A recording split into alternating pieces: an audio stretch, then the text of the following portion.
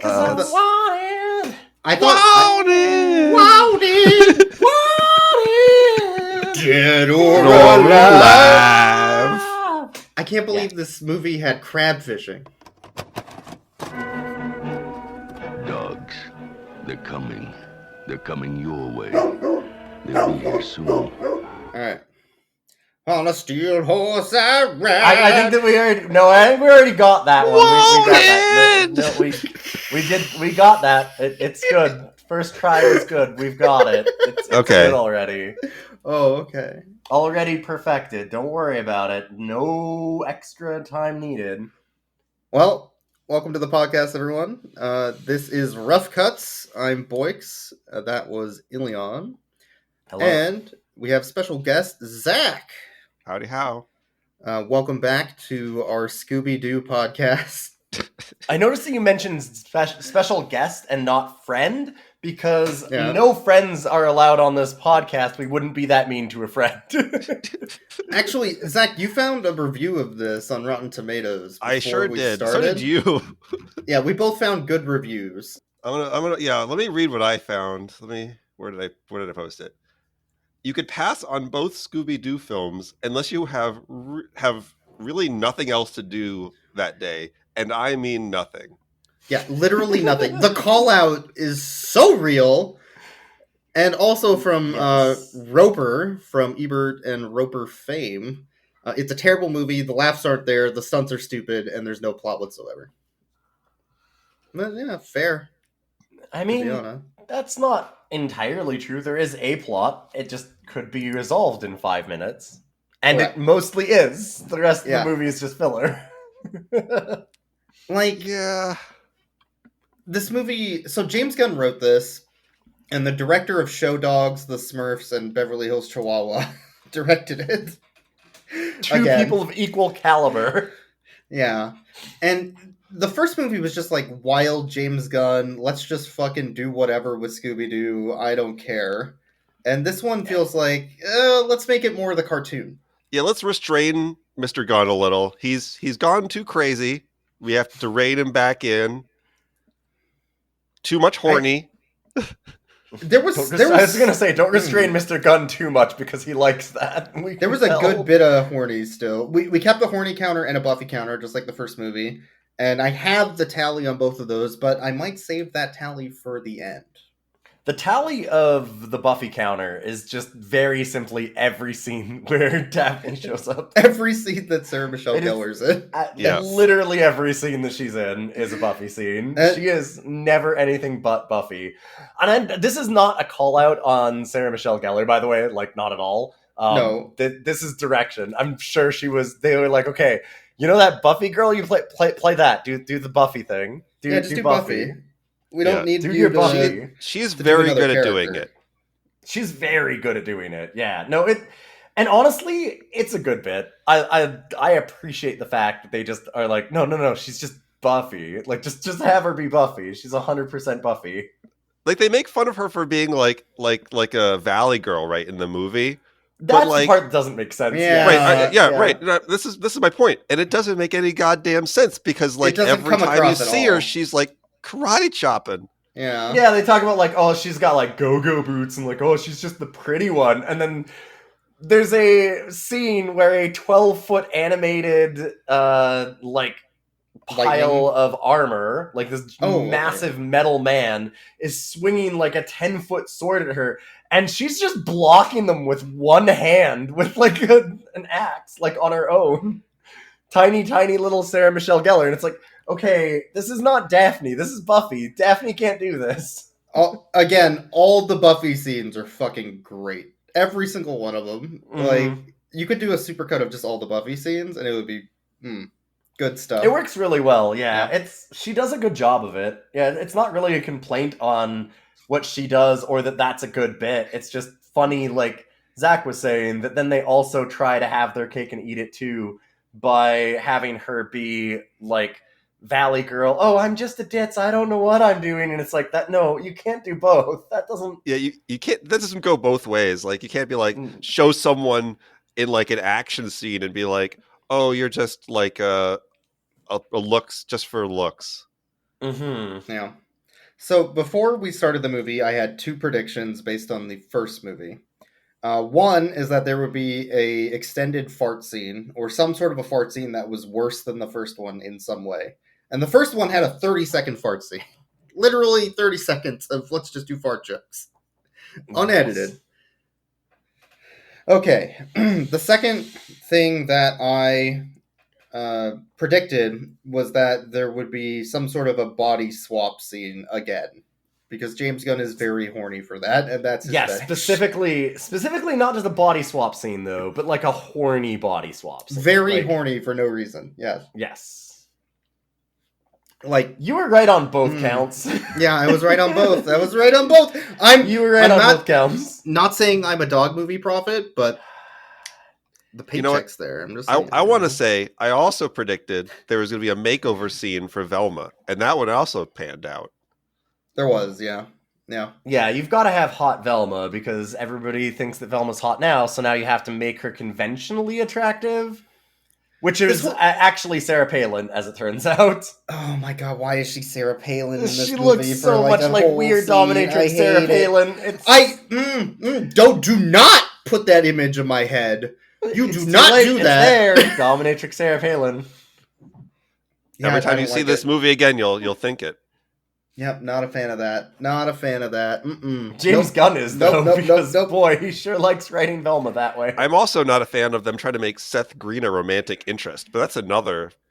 Well, whole bag okay, of- more than just having Seth Green be the romantic interest, having Seth Green walk onto the scene and, like, they'd go into slow motion and he's, like, throwing back his luxurious hair and stuff, and they're like, wow, look at how electric Seth Green is. And it's like, okay, listen, I don't hate Seth Green, but I don't know that I would... Is Seth Green just suddenly what women want? Because I don't think that Seth Green is necessarily what they don't want, but it doesn't seem like he's the star-stopping stud that they're kind of making out here. No, but Seth Green is what James Gunn wants. So Fair, and what James that's Gunn wants, probably he true. probably what James gets. Gunn wants, James Gunn gets. Gets. Oh god, I hate it. James Gunn, Scooby Doo 2, untitled horny movie. So, I guess we could talk about the movie a little bit rather than just, about. There's the not movie. a lot of movie to talk about. Well, Though. That's the problem. yeah. Yeah, it's weird because there are scenes, but like it feels like they just meander on and off the screen, and there's not really a connecting force to them. By far, the most accurate review was Roper saying, "There's no plot."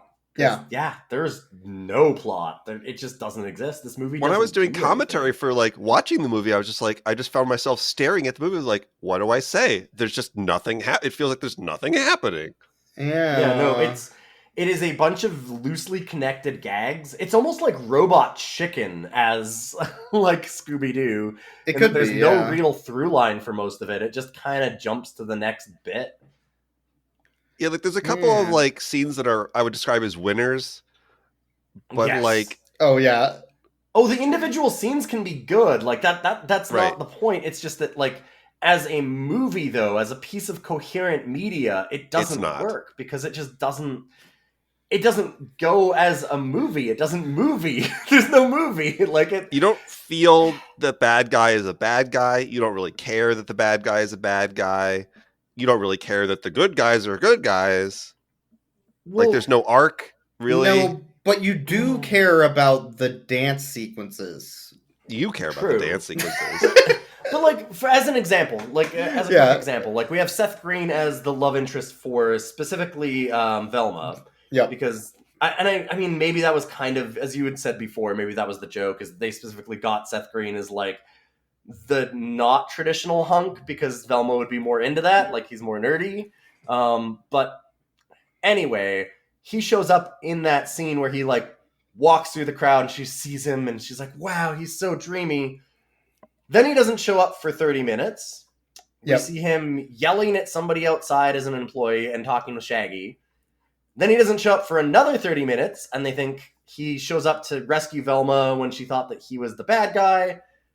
And then they have the romantic scene at the end of the movie. And it's like, but they didn't do any, like, they didn't adventure together. Like, they didn't have a moment where she was like, oh, I kind of like you. Like, there's nothing. It's just kind of, she sees him and he knows that she likes him, and that's it. That's the romance. They know each other. Okay, there we go. Done. It feels like it was written by an alien who doesn't understand human. Holy fuck! It's James Gunn. James Gunn, shit. Aliens. James Gunn did it again. I knew it. But it just doesn't go anywhere, right? Like, it doesn't it's start tacked anywhere. on. Like, the start of it isn't something that he did. It's just that he's hot walking across the room. And then there's no arc for their relationship or for him. There's no, like, moment where, like, there's a brief moment, I guess, where she confronts him and she's like, oh, you're the bad guy. But there's no build up to it. Like, there's no relationship to lean on at that point. And so, like, that whole twist of he's not actually the bad guy and he really is the love interest and stuff, it doesn't pay off in any way because there's no time spent in it. There's no care or attention or anything about these characters that make us care. Yeah, it also just goes directly from her being like, I'm a shy girl who doesn't understand my feelings, and it just 180s into, like, I love you, basically. Well, 180s into I want to bone Seth Green. All right, so I guess you know, who doesn't really? I mean, hey Seth Green, if you're listening to the podcast, I'm available. Hit us up. I can get a pass, I'm sure. Tanya, can I get a pass on Seth Green? Oh God, what a question to ask. He's asking his wife. Tanya. Oh God. Tanya. This isn't a bit. He's doing Tanya? this. Can I get a pass on Seth Green? Can you come up here? I need to know. I can't. Let me just drink some water and spit it out. Can I get a pass on Seth Green? Yeah, can I have Seth Green as a freebie? I hurt. Okay. I heard sure. Sure. He is Joker after all. He is Joker. That's good. Good point. All right. Okay. I'm good to go. Okay, good. Phew. All right. Well, I am glad that we got that resolved because, man, that was weighing on me. It's an important thing for our podcast listeners to know. All right. So, but I get Buffy. Damn it! I wanted Buffy. You got the shit end of the stick there, Fred. Damn it! Oh man, you stuck with Matthew. All I'm gonna get is like Scooby Doo dressed in a dress. Oh god. Oh man, hey, listen. Honestly, though, Matthew Lillard might be the real win from this movie. Matthew Lillard is the one that really makes these. I would say any scene that's pretty much just Matthew Lillard is one of the better scenes, but unfortunately, that's not even really true. No. Yeah, they wrote Shaggy and Scooby way dumber for this movie to the point where, like, I like the scenes with Matthew Lillard because he's good at playing Shaggy, but Shaggy's so fucking stupid in this movie. I hate him. God damn it. It's really unfortunate what they do with that because it seems like there's something that they could go off of. Like, he does such a good Shaggy, but then the Shaggy they wrote is so miserable that it's not fun. Yeah. Not to like explain the joke of the movie, but like all of the mystery gang goes through some kind of existential crisis. Yes. Like Fred, they think, Fred thinks he's a wimp, and like Velma's unsure of herself, and like Daphne thinks, oh, I'm just a pretty face, and like all five characters go through some kind of like ridiculous existential crisis that is completely unnecessary. Yes. Yeah, one of the big problems is that they have those moments sandwiched in between Scooby Doo farting hard enough to send back the fire breathing from a weird monster guy. Minor 49er. Okay, he didn't fart hard enough. He farted so much gas that it lit from the fire from the Minor 49er's mouth that then created an explosion that knocked him back. It's not because he farted hard. It's just that there was a extreme amount of volume of farting gas, which lasted for almost as long as me explaining the joke. God damn it. Should we go over the plot of the movie? Like what happens in I it, implore guess? you to do so.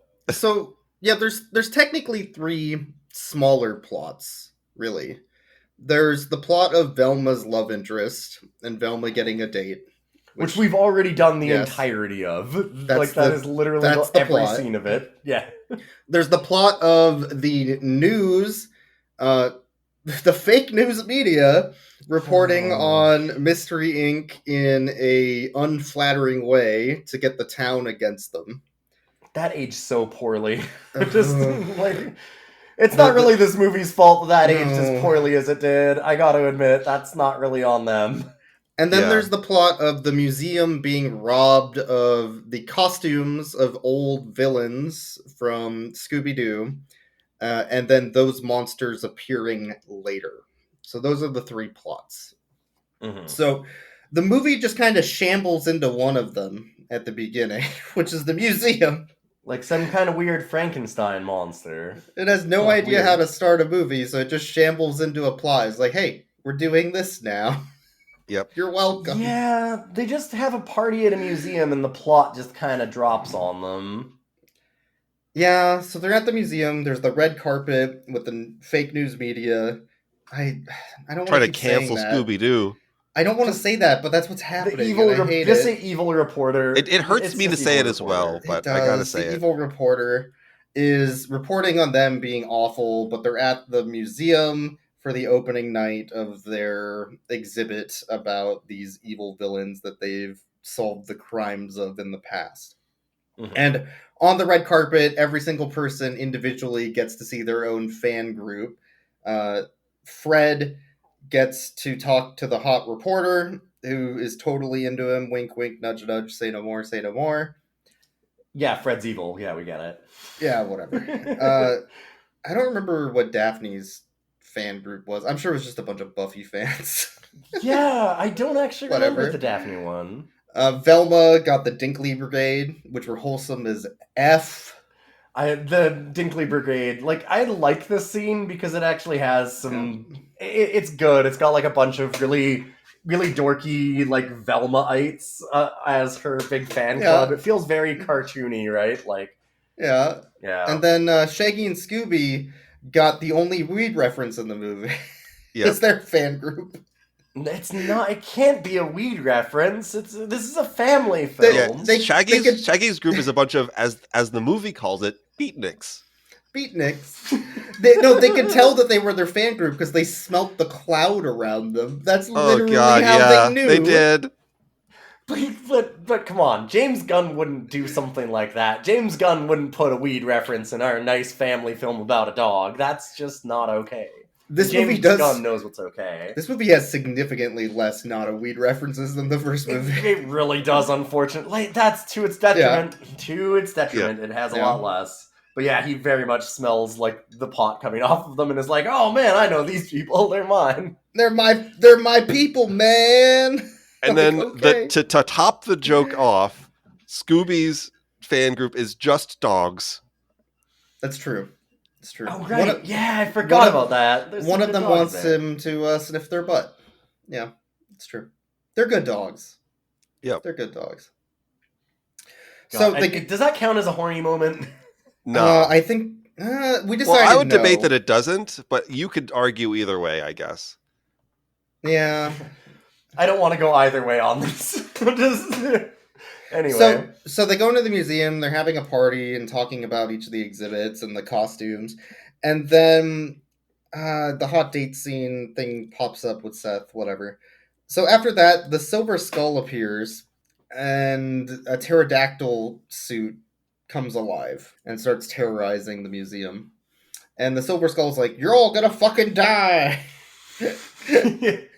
You're all a bunch of idiots, and I'm gonna murder you. This And is then leaves. one of the big Yeah. Buffy moments, though. This is kind of like one of the most Buffy moments, actually, Yeah, go ahead. Yeah. because they go to tie up. They have a big like cartoon-esque chase scene where they're trying to wrap up the pterodactyl in various ways to catch it. And Shaggy and Scooby end up attached by ropes to the pterodactyl because it's too strong, kind of thing. They screwed up and gets away. And Daphne, as the destruction's going on, a sword like flies through the air off one of the statues. She grabs it in midair and does like a 20-foot flying leap to slice through the cord and save Shaggy and Scooby. And it's just, yeah, it's like a superhero landing, the whole thing. That's great. It's really not subtle at all how much they make her Buffy. And honestly, again, that's one of the few things this movie really nails. When it goes into the cartoony shit, I think that's where this movie's actually good. Yeah. I agree. So after the fallout of that, they find a scale from the now alive pterodactyl suit. And what does Daphne say about it? Do you not remember? Doesn't she like analyze it? Daphne? Yeah, I thought yes. Velma looks at Or it. Velma, and that's says- what I meant, sorry. Yeah, I it's meant an Velma. original pterodactyl scale. Yeah, they send it to the lab and she goes, oh my god, it's a real pterodactyl. We tested it. And it's like, wait, against what? it's- But do you want to tell me what material it's made out of? It's made out of randomonium. It's made out of randomonium. Okay, and that's the other thing. How can it be made out of randomonium and be a real pterodactyl? Yeah. God, it's... I don't know that I hate it. It's just kind of amazing. So during all this, they also go through like a random plot dump of a mad scientist that tried to turn monsters real, but got sent to Alcatraz after the gang caught him, and then he tried to escape and jumped into the water, and they never saw him again. Mm-hmm. That'll be important later. Whatever. So they start to think that it's old man... God, what's his name? Starts with a Jenkins, W. Whalen. It was Wickles. It's something Wickles. Wickles? I'm Yeah, pretty it's Wiggles sure because it's I Wickles. thought they kept singing Wiggles every time. Old yeah, Man Wiggles? It sounds very much like Wiggles. All right, so Old Man Wiggles has a mansion, a spooky, scary horror mansion that he lives in. So the gang is like, we know it's that guy because he used to be a monster until we caught him, but he's out again, and now he's doing this. Hey, listen, So- his character as the dad on Everybody Loves Raymond wasn't a monster. Do you take that back? That's true. The real monster on Everybody Loves Raymond is obviously Ray Romano. Come on. So they go to his mansion, they ring the doorbell, and they drop through a trapdoor into a hamster cage, which rolls down into this secret dungeon that also has two other hamster cages, one with a Girl Scout selling cookies, and one with a bunch of Mormons asking them if they would like to... Yes. Have you heard about the Lord? Oh, God. Which is actually a good bit. I like that Yes. bit. Yeah, it's It's like a all the good people he doesn't cartoon want thing. dealing with his coming in. Yeah, it's anybody who would have knocked on his door. I love that. Well, and this, again, is kind of... So this raises the question for me. Like, this is a very obvious cartoon bit, and it kind of works here. It's a little weird because it's real people, so you look at it and you're like, well, wouldn't they be worried about getting out? Like, it just... There's a layer there that doesn't quite work because it is real people. And for me, it raises the biggest problem with this style of movie. And that is, all right, all the cartoon parts work. Why is it not just a cartoon? Yes. Like, if they just made this a cartoon, this movie would be much better, right? Like, it would just work. There's a constant conflict of cartoon logic being cool and fun and interesting, and then immediately back to, oh shit, they might die. That's Yeah, kinda like, they're real rough. people, and it just doesn't quite match. And it does that both for like physical like stuff and like the quote unquote emotional stuff. Yes. Like where it's like we're having an emotional, talk, and then Scooby Doo are like, we're so great, we can deal with it, and then like 2 seconds later they're like in front of a ghost and it's like farting on them or something. Who knows? Or Scooby sniffing somebody's underwear, or yeah. That tonal whiplash back and forth is what just kills this, and it would be so easy for them to just do a cartoon with almost the exact same script and it to just work. Like, it'd just be fine.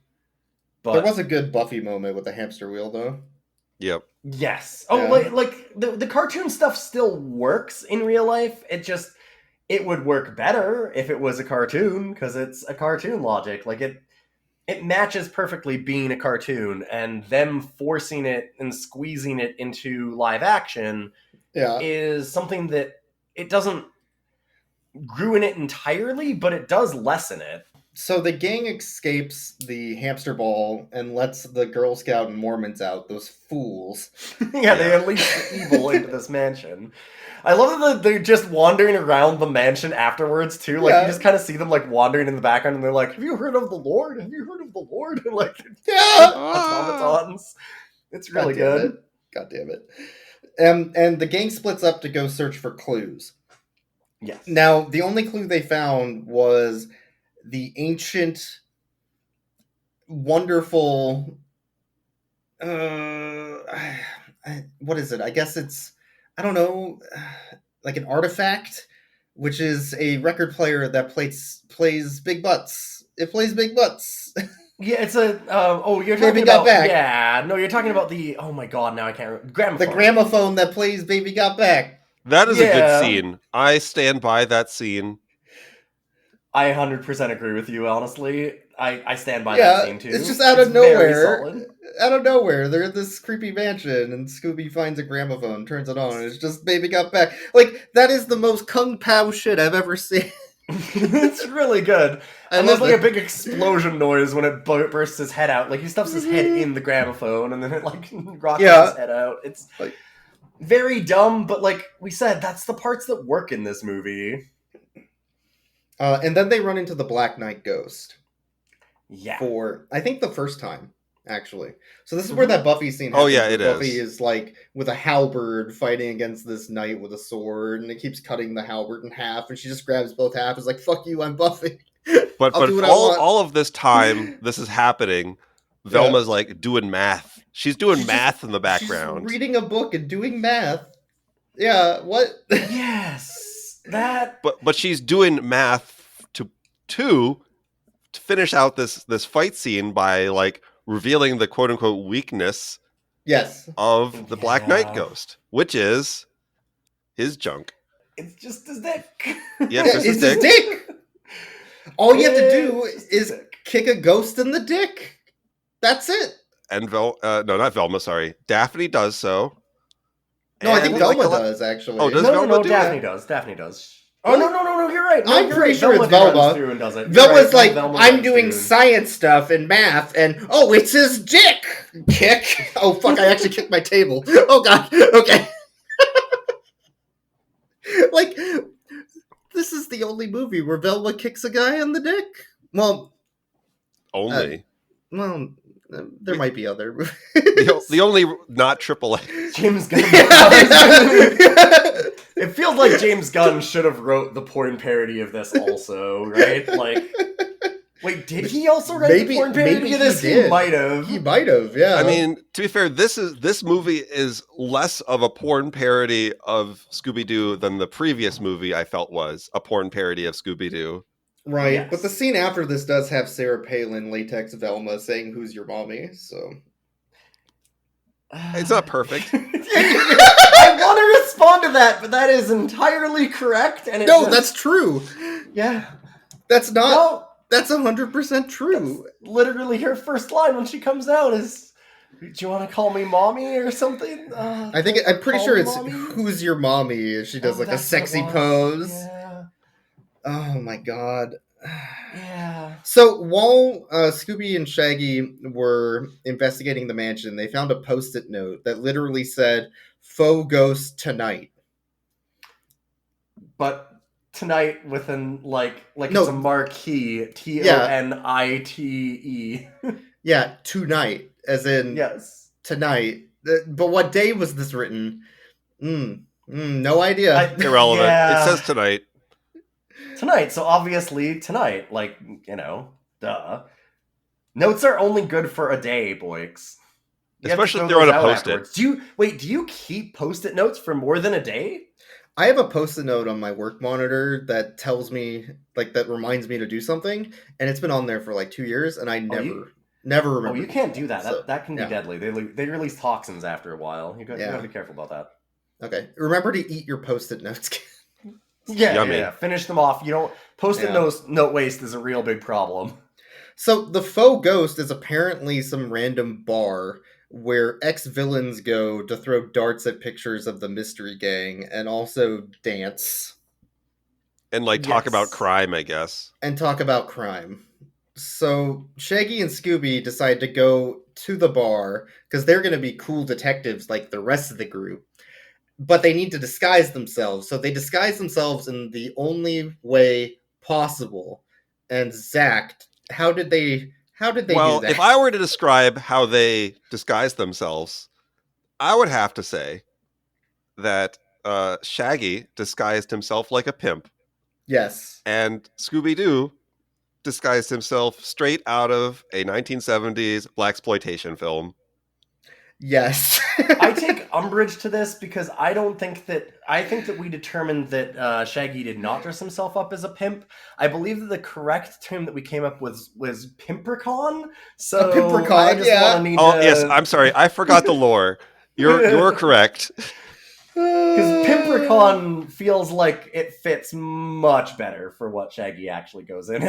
It's a pimp suit, but with a little Irish flair. Yes. Like if you don't pay him a pot Touch of of the gold, Irish. if you don't pay him a pot of gold, he'll fucking slap you.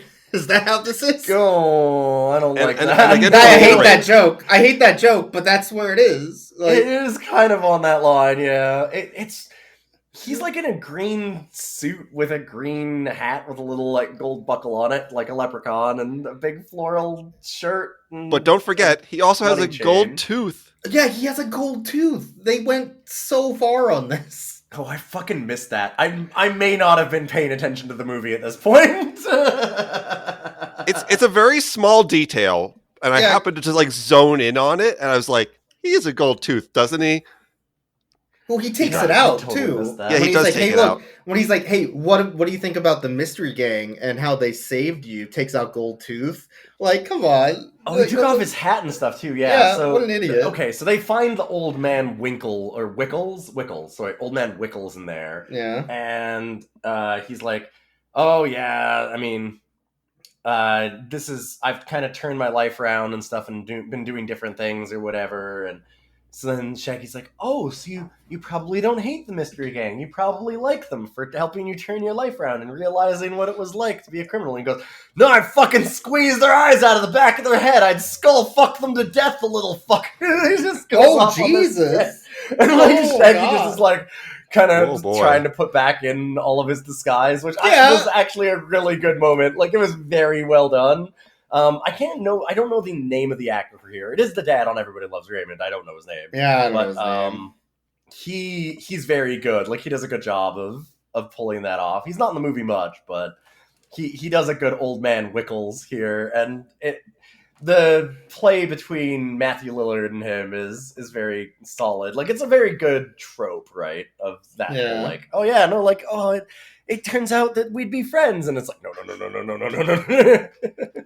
In the meantime, Scooby Doo is on the dance floor. Yeah, so Shaggy goes to the bathroom. He's like, "Don't do anything inconspicuous while I'm in the bathroom." Cut to the next scene. Yeah, it's just Scooby on the dance floor doing a dance number for literally no reason other than to pad the movie. Yeah, in his afro and like floral print shirt that's down to his belly button and stuff, because of course you gotta have that. I don't know. These movies are what time period are these movies supposed to be in, by the way? Well, the Scooby Gang has like a 70s aesthetic. Always. Yes. Yeah, because they keep the 70s aesthetic for the gang, but everything else moves normally, right? Are they just timeless? Does the Scooby Gang not age? I'm pretty sure they don't age. Yeah.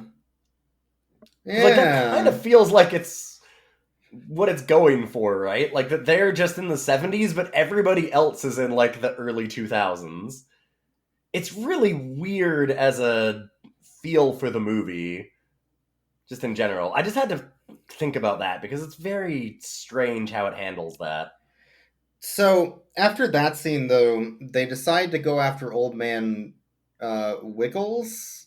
I Yep.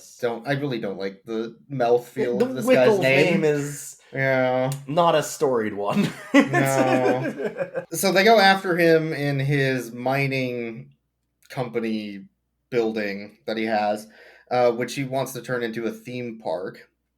And they sneak up on him like, oh shit, he's talking to the bad guys. And they go in, and it's like, oh no, it was just a theme park. I was doing a pitch, you fuckers. I was on Shark Tank. So are the Scooby Gang's actually the villains and destroy Old Man Wickle's dreams? Yes.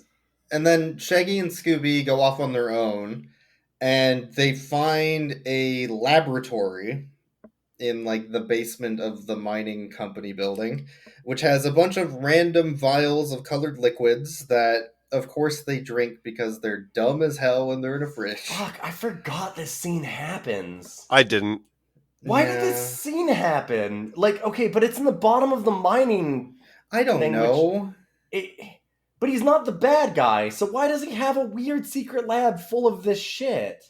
I don't know. It's convenient so that they could have the weird sexy scene where it's Shaggy, Matthew Lillard specifically's head on top of a woman's body, very awkwardly green screened.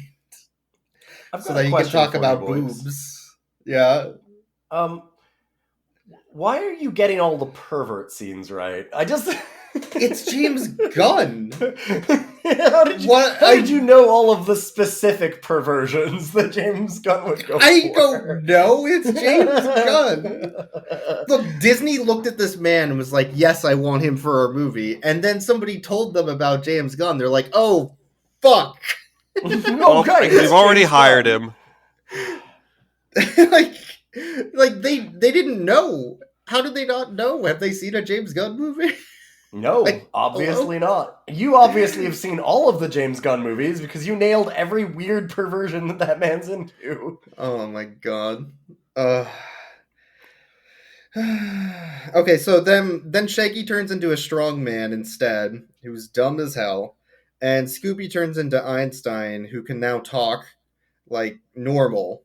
Scooby can already you skipped over what the exact perversion was, though. I think. No, he said it. The sex change? Okay, sorry. Yeah, we said the sex change. Yeah, we had sexy Shaggy. Do you want to talk more about the sex change? As we can. I mean, it I seems like it's something that the movie cares about more than most other things. It spent time just sandwiching it in here for no reason, so. I don't really want to think about a sexy Matthew Lillard in that way. That's not my fetish. Like, I'm good. In which way would you like to think of sexy Matthew Lillard? Okay. Fuck you. I mean, you said in that way. I'm just. Which way would you like? We can go in a different direction. Well, we did go in a different direction, right? There's also buff Matthew Lillard. Is that more your speed? Yeah, that's fair. It does immediately give both sides of the coin a chance to weigh in here. When did this episode become about roasting me? What happened? This is some bullshit. You're the one that suggested this. This is your fault that I had to watch Scooby Doo 2. So I'm blaming you. I want a refund. I refuse. I also want a refund. Give me back my 3 hours this morning. I spent $4 on this. Boy, that sucks. So they turn themselves back, but in doing so, they break open a vault which has ancient alien writing on it that Velma can just read for no reason. Yep, God, not explained. Not explained. I hate that. I hate that so much. It's so easy for her to look at it and go, wow, that's ancient Sumerian text. This is what it reads. But she just looks at it and she goes, oh, this says this. And it's like, wait, what? How can she... What? Why did they even need to put it in that text? It's not like... It was made by some guy who just speaks English. He could just write it in English. Why is he doing this? There's no reason. Yeah, that's a good point, too. There's I mean, actual no point. Just, like, fancy old cursive or something to make it still spooky. Like... Anyway. So they break into that room, and that's where a machine is with all these stolen villain costumes. And the randomonium, the randomonium powered machine. It kills me every time I hear randomonium. Randomonium. Oh, the randomonium. Well, anyways, they find the big disc MacGuffin. Shaggy and Scooby fuck up for a while, and they have like let all the monsters out, which I guess is actually important because of the monsters for the rest of the movie. Mm-hmm. Although, Well, I don't they know why let them the out. bad guy didn't release them, but whatever. Well, they let them out by playing Simon Says and then making a rap beat out of it. Yep. So Yeah, on the weird keyboard MacGuffin. And then they rip it off, and Velma goes, this is exactly what I'll need to destroy them. okay, Did you ever know why that's exactly what she needed to destroy them? because it was convenient to the plot. Okay. Doesn't Like, the there's bad guy no- say, I need yeah. that? No. Well, he says I want it Yes, back. he does. He gets Yeah. mad. He's like, that's the control unit or something. But there's no explanation for how any of this works. And I am a big fan of not over-explaining things in movies, especially movies that, like, this is going to be a dumb plot no matter what. It's Scooby Doo. Like, we get it. It doesn't need to go deep into things. You don't need to know about the midichlorians. But it doesn't explain anything. Like, none of it. Not even a little. It doesn't do the basic setup of a plot. Like, there's no stakes as for what this thing is or matters, because, like, somebody just says, I think I can use that to win. And you go, okay, I guess. Like, it doesn't impart any weight upon it. Like, she doesn't look at it with reverence and go, oh my god, it's this ancient artifact that everybody thought was lost. Do you know what I mean? Like, Yeah. there's not some build up to it. There's not something that makes it feel like it matters. It's just like, oh yeah, okay, yeah, I think I can use that. And you're like, all right, why? Why does she think she can use that? Why does it matter? There's no explanation. Kind of feels like things just happen because This is they a have lot to. of things happen in the movie. Yeah. So, Yeah. so after that, they steal the MacGuffin, and the monsters have been unleashed on Coolsville to try and find the mystery gang and kill them. So Is that canonical for Scooby? Sorry, Coolsville? Is Coolsville Yeah. canonical? Yeah, it is Okay. Coolsville. I think It's so, canonically yeah. Coolsville. Yeah. Huh. What kind of a loser are you? You don't even know about Coolsville? Oh, look at this guy. Doesn't know about Coolsville. Next he's going to tell us he doesn't know Scooby's name is Scoobert. Yeah, what a loser. Oh, no, I know all about Scoobert Doobert. It talks specifically about Scoobert Doobert in this movie. I'm very glad that James Gunn, if there's one thing, James Gunn does know the source material. He brings It's in true. Scrappy, It's true. he does the deep cuts of, Scoobert Doobert. He does He all of them. He didn't bring in Howdy Doo like I thought, though. Howdy Doo is a fucking deep cut. God. Okay, Make so Howdy Do the West Coast version of Scooby-Doo and be the villain. Yeah. oh god, they could make Howdy Do a hipster, and I would hate it. So they go into hiding into their old high school clubhouse in the woods. It's a cabin in the woods, but it's not Cabin in the Woods because that's a better movie. And and in the cabin in the woods, they have a flashback to You Get What You Give in the most early 2000s bullshit ever with young versions of themselves playing in a park, and it's actually kind of great. Yeah, that Yes. scene's actually pretty good. I'm sure Yeah. that was that felt purposefully leaned into for how much it was goofy melodrama, Mm-hmm. which is good.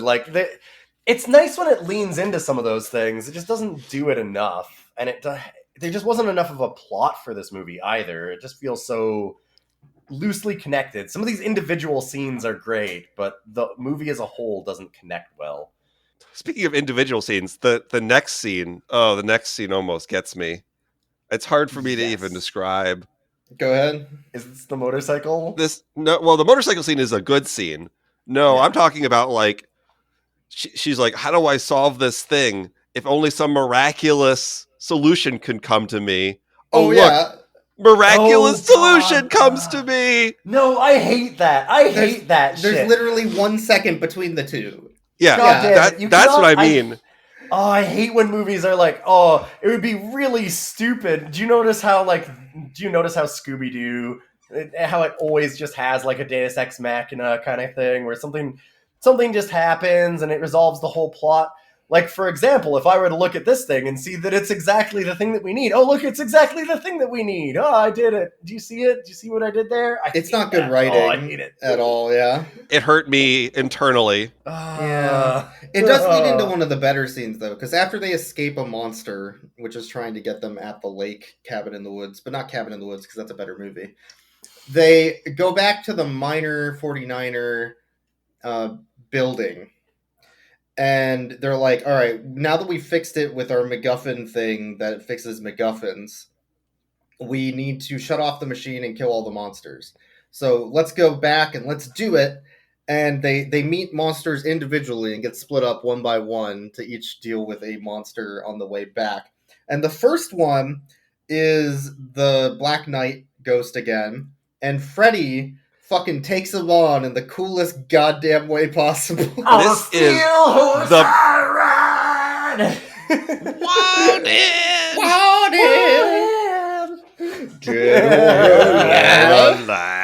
This scene is so dumb. This is fantastic. the best scene, and this is the best scene in the whole movie. It's the latex luchador scene from the first movie, but better. This is much better than that. Holy shit. So I'm taking it. Shaggy, sorry, not Shaggy. Fred is outside and he's like, I've got this one. And he just wanders over to a convenient motorcycle that he just knows is there and like uncovers it. The knight's now on this big horse and he grabs a random giant piece of plumbing. Like there's like a big pipe there and he attaches it to the motorcycle and has a motorcycle versus horse joust with the big monster knight. Well, Bon Jovi blares in the background, and it fucking rules. It's so dumb that it's amazing. Fred trying to just be like this super badass on a motorcycle jousting adventure is very strong. My favorite thing about this scene was that as soon as Wanted Dead or Alive starts playing, Boyks is like, oh no. Oh, yeah. Like, you can't do this. Yeah, they didn't even show the motorcycle yet. Like, they just started playing it, and you're like, oh, he's gonna find a motorcycle. 2 seconds later, there he is. And, like, yeah, I'm so down for that. It leans into it so hard how ridiculous it is. The steel horse he rides. It's so literal in the dumbest way, and I love it. I hate love it. I love You were so mad when it came up. We were Zach and I were just having a blast. This is the best. Super angry. It's the only fun the movie really like has at that level. Yes. And yeah, once I came around, it was good. You guys take the long way around. I'm gonna go die. I'll hold him off. Wait, no, you can't play this song. No. No? No. You can't do this. I'm afraid of... Are they playing? I think he's ahead of us. Should be. Oh, this song. What? Dead or alive. Why is... I know, but... You can't. Why is he getting on a... How did he know the motorcycle is there? Yeah. What is happening? He's riding a steel horse! I hate this. On a steel horse I ride! This is the best, actually. The ascot! Are you kidding me? No, this is amazing. This is great. This is actually amazing. This is by far the best thing that's happened. Shut up, boy. You're overruled. This is amazing. This is the dumbest shit. It fucking rules. Yes, thank you. I'm glad you're coming around. Yeah, you get it, man. Now you understand. It's the dumbest shit. It's perfect. I wish that the whole movie was infused with that energy, right? Like if it was just that ridiculous, the movie would be great. It needed to be either, I don't know, like it feels like it needs to either go way hard the other direction. I don't know that there's even a way to go there, like way more realistic or something, or actually just straight up, hey, let's be as goofy as possible and full cartoon the whole time. But this movie is way less ridiculous than the first one, for sure. But only, like, this one doesn't have, like, their souls getting sucked out and fucking Sugar Ray vampires out of nowhere, but it does have this goddamn jousting scene. It does have the jousting scene. I think this is probably my favorite scene between both of the films, although we haven't seen the first Scooby-Doo in a while, so... Daphne has her moment after that where she fights a electricity monster and she's like, all right, I'm gonna kung fu this shit. She jumps right into it and it's made of electricity and fucking shoots her a million miles away. Like, of course. Yeah. Kung fu ain't gonna work there. Just gets her. And then, yeah, she falls next to Fred. Fred is dealing with his toxic masculinity bullshit. And Daphne's like, yeah, you're not a wimp. You're just a human. Whatever. Get over it. Yeah, I actually really liked this. This is one of the only arcs that they have in the movie, and I liked the idea of doing it this way, where Fred throughout it is like, oh, like, what are you, a wimp? And is trying to be all tough guy, and then the knight says that to him, and is like, oh, like, what are you, like a wimp kind of thing? And he's like, no, like, I'm just a sensitive guy. There's nothing wrong with that. And that was great. It also helps that as he's saying that, like, no, I'm just a sensitive guy. I'm allowed to be like that. He's on a motorcycle with a giant plumbing jousting instrument. Right. And he immediately afterwards fashions his ascot across his neck. Yeah, that was so good. A badass stare down moment before he charges. Yeah. So, I mean, that does kind of underscore the whole thing. But, there's a good moment there, and I like that arc of him realizing, like, oh, I don't have to be a toxic asshole to be a man. So Velma takes on some skeleton monsters and gives the MacGuffin to Shaggy and Scooby because they need to do this because they're the heroes or whatever. And at that point, Shaggy and Scooby run into the Minor 49er, and then after running away, they run into the cotton candy monster, which they devour in a horrifying manner. They straight Luckily, up fucking off-screen. kill it. They straight up fucking kill this thing alive. I'm just glad we didn't see on screen them doing that. Like, it would have been a small bite at a time, just murdering this thing with torture. It is just awful. I hate it. Ugh. They Whoa. literally ate it alive. Covered in cotton candy viscera in the next scene, going down an elevator with big grins on their faces. Terrifying. The strong energy of Shaggy in this movie. Don't worry, that's not the only kill that They kill a ton. is going to get in this Holy movie. shit. Scooby Doo has quite the kill count in this film, and he's about to pop off in a minute because the rest of the gang goes into the middle. Like they all kind of meet up again at a point here where he goes to use the control thing. And everybody kind of falls into the main area, right? Like that's... Yes. Yeah, and then the silver mask comes back out again. What did they call it? The figure again? The evil masked figure, I think they said. Yeah. Was the name of the villain. So the evil masked figure shows up and sicks all of the various monsters on them, and they're all having a gigantic fight scene, and they all start losing. The giant tar monster kind of grapples all of them slowly, and Scooby's the only one left. And he finds a magic fire extinguisher, because that's the only way that I can explain this. Because that ain't how fire extinguishers work. But he uses it to judiciously murder. Not only does he find a magic fire extinguisher that he uses to murder multiple monsters, he also skateboards on it and styles the shit out of them while doing it. Oh, yeah. Yeah, I said that as he backed up, I'm like, oh man, Scooby-Doo's gonna back up into a gun and just end all of these just a shotgun things. and go blam, blam, blam, blam. I wasn't wrong! It was slightly more difficult than a shotgun, but that's what he does. He just straight up murders all of them. Yeah, Oh in my the most God. improbable way. Yeah. So the fire extinguisher, what it is it's a liquid nitrogen fire extinguisher, I guess? What's the DC villain? It's Mr. Freeze's gun. He uses Mr. Freeze's gun. Yeah, basically. Yes. Yeah. Freezes every enemy, and he does rad tricks while he's doing it, like Boyk said. Like, he starts riding it like a snowboard because he's making all this ice. And for the tar monster in particular, the one that I remember the most about how they get it, is he starts freezing it, and then he kicks off the end valve and rockets it through its eye, shattering it instantly. Yes, just a straight up murder. Just through its brain pan, killing it instantly as he jumps through with a big I can't grin. believe Scooby-Doo killed a man. Scooby-Doo can have little a murder as a treat, okay? Yeah. Like, that's fine. The Scooby snacks were all murders. We just didn't know the whole time. So the Silver Skull / mass figure, whatever, falls down a grate to the ground, and the group catches them, takes them outside to the waiting news crew and populace that now also doesn't think they suck, even though they did for most of the movie. And they're like, okay, who is it? Well, you see, it's actually that's fucking news reporter. It was the fake news all along. But wait, it's not just that.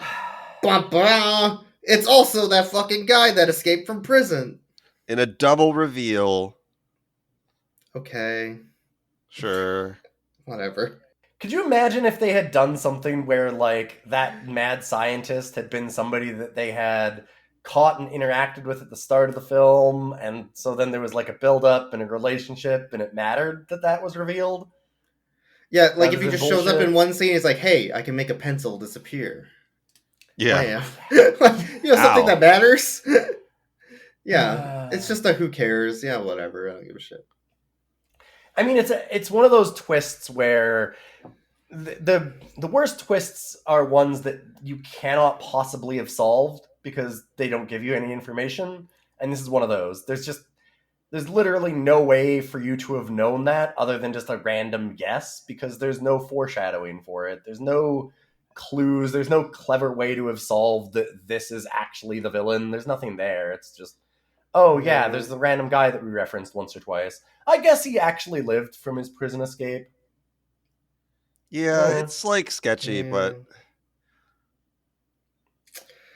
So then the movie ends with Ruben from American Idol singing, Shining Star. Because that's a dated reference. Oh boy. And then we watched actually a little bit of the cutscenes because we're like, there has to be some context in these. Like they had to have cut out all the shit James Gunn wanted to do and just made this awful mess that's just like contextually lacking. And there wasn't really any context in those cutscenes at all, actually. Just there wasn't anything. There was one scene where I was really sad they didn't keep it in the movie, and that was the setup at the museum of the monsters coming alive.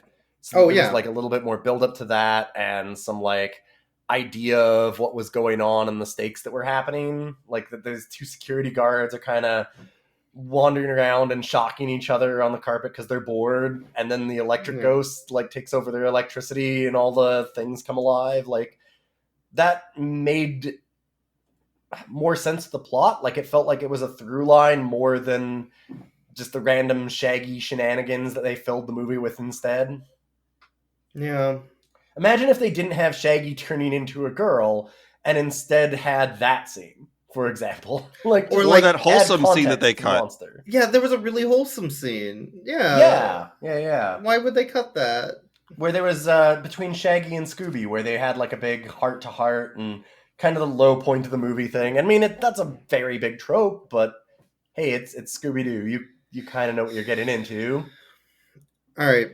So Zach, I have a question for you. I kept tabs on horny moments and Buffy moments. Which do you think there were more of, and by Buffy how moments? More Buffy moments. Okay, almost certainly, there's more Buffy moments. I very much disagree. How much do you think then? How many Buffy moments do I think? How much of a difference between Buffy and horny moments? Oh, I think there's like at least in either direction. There's at least 10. Hold up. I want to interrupt here because I feel that this is inaccurate. I just think that Zach is underestimating what a pervert James Gunn is, and what a nasty man James Gunn is, and therefore what constitutes as horny for James Gunn. Well, I mean, to be fair, sometimes I think horny is. To be fair, I do sometimes think the Buffy moments double as horny moments, but maybe that's just me. I'm pretty sure it's also James Gunn. Okay, so what do you think then? I the think that it's difference. I feel that horny moments are ahead. Probably like, oh boy, okay. I'm going to guess that there was about 15 horny moments in this movie. Okay, so the count of Buffy moments was 7 that we Mhm. agreed on. The count of horny moments was 11. There were 4 more horny moments than Buffy Wow. moments. Oh, yeah, that is not at all a surprise to me. Not Yeah. even vaguely. I'm actually, well, okay. The surprise for me is that it is as low as 11. Yeah. Yeah. Okay. I What- guess. Yeah. Go ahead. I was. What do you remember? How many horny moments were in Scooby Doo 1? I have notes. Let me find out. I gotta go back to the past. Back to the do. Okay, this is Yeah, actually find gonna... some Oh, of here we go. the Here we notes go. you have for other movies. Okay, so in the first horny movie, Scooby First Doo untitled movie. horny project. All right, in the first Scooby Doo movie, there were 9 Buffy moments to 15 horny moments, with a side count of 11 what moments, and also 7 weed references.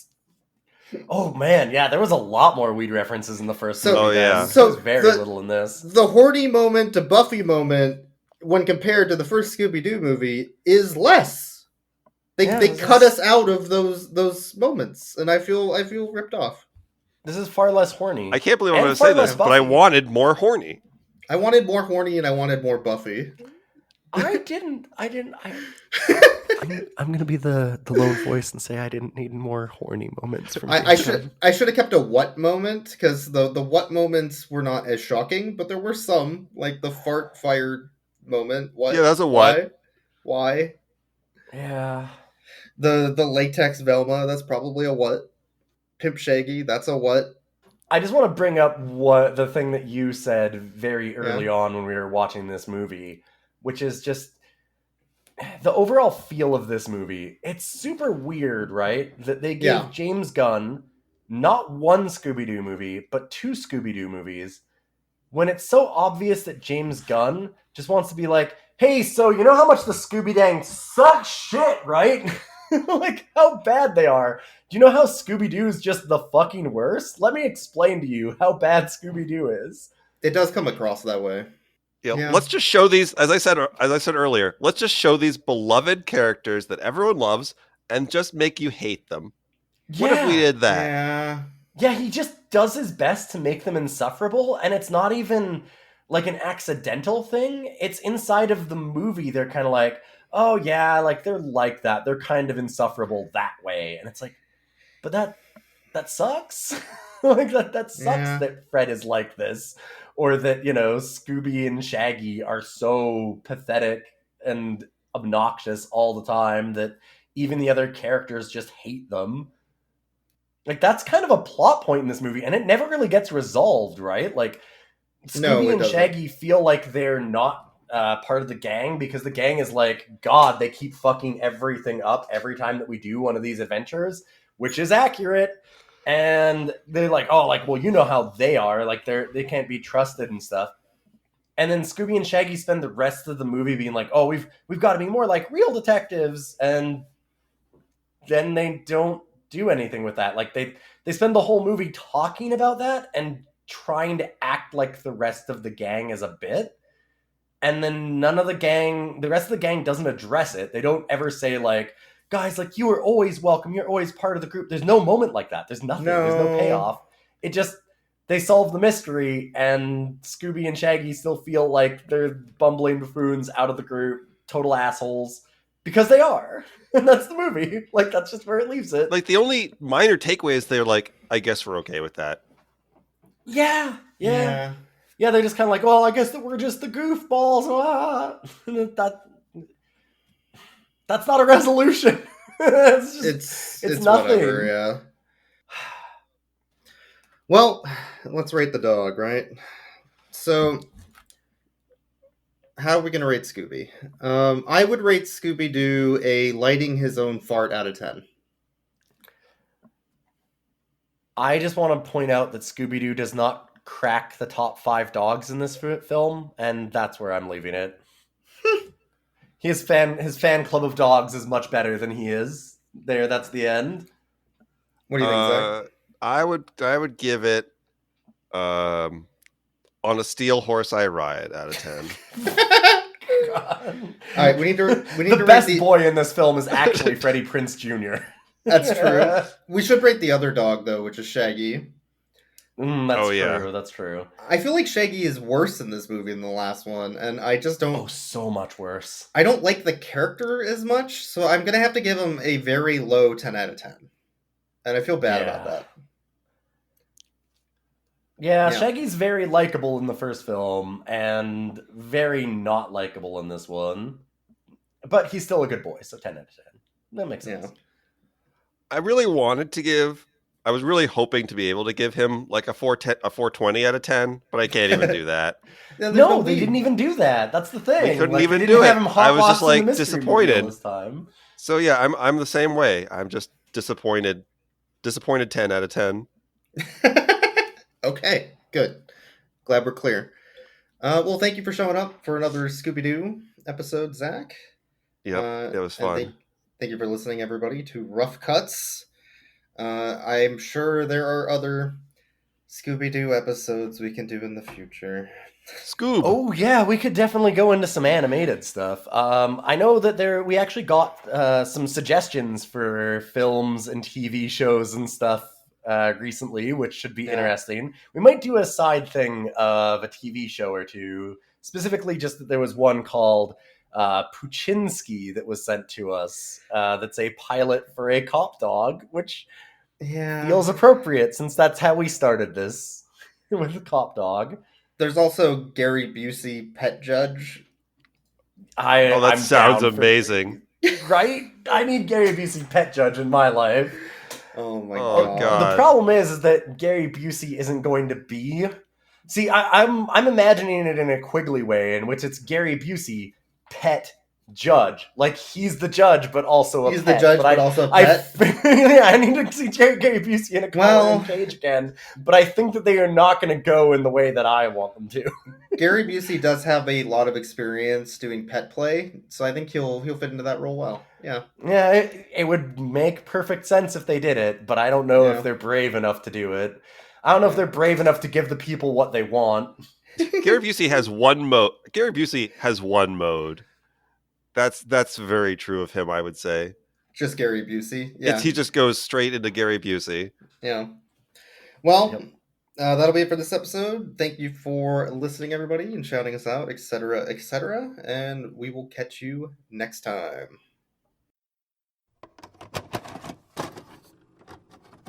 Are we gonna get Sugar Ray vampires again? Because I really need Sugar Ray vampires in this movie. Looks like a bit of a fixer-up. Or better yet, Smash or Mouth. a Newfound Glory cover song. Yeah. Yeah, I was gonna say, come on, Sugar Ray is far too good for the sequel. What's the band underneath Sugar Ray? Alien Ant Farm. Yeah. Okay, fair. Yeah. Well, all right, fucking nailed it. Fair enough.